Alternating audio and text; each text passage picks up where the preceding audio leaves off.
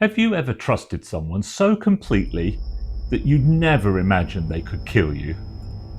I actually hope the majority answer to that question is yes.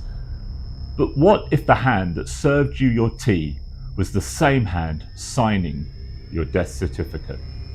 Before Jack the Ripper stalked London's alleys, another killer moved silently through England's homes. A woman, respectable, calm, but deadly.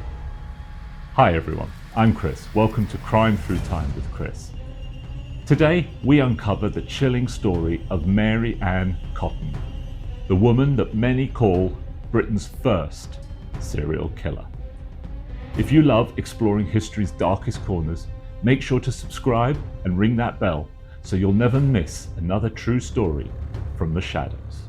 It's the 1830s. England is changing fast.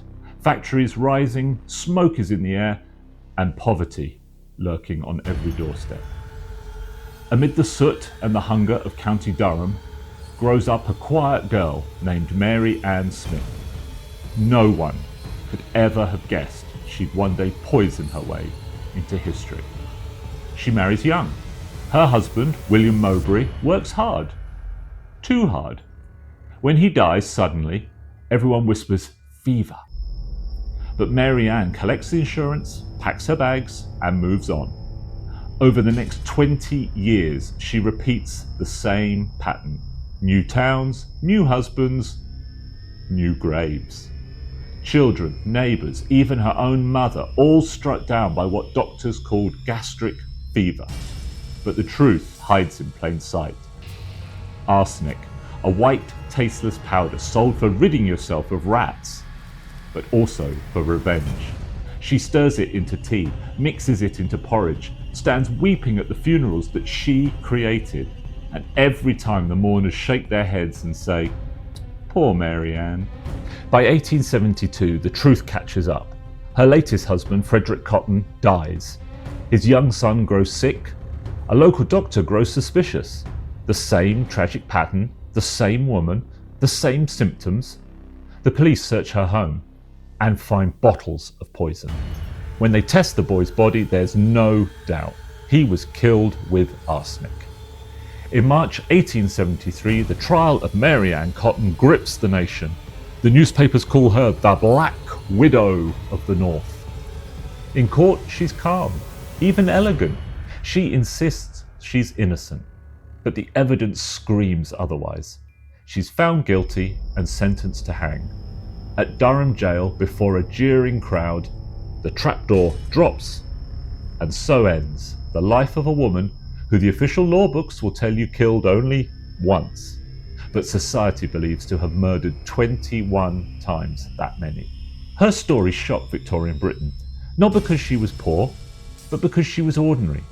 She killed for money, for security, maybe even for control. Were there any signs pointing to the fact she was more than what she appeared? Well, she was born on Halloween. Should that have given us a clue? In the UK, her story became the inspiration for a TV drama called, appropriately enough, Dark Angel. In 2016, photographs from the series appeared at an exhibition at Beamish Museum, County Durham, where scenes of the series were also filmed. By far the most significant item on display was a small black Wedgwood teapot that was donated in 1972, but nobody realised its history until in 1989, when the daughter of the GP who donated it revealed her father inherited it from his step-grandmother, who was reportedly given it by Cotton herself. Were her poisoned teas brewed up in that very same pot? Certainly the GP didn't feel comfortable owning such a potentially macabre relic. I can't say I blame him. In a world that underestimated women, Cotton used that to her advantage, until the noose evened the score. I'm Chris, and this has been Crime Through Time with Chris. If you enjoyed this journey into history's darker depths, don't forget to subscribe, hit that bell icon, and join me next time for another true story that time tried to bury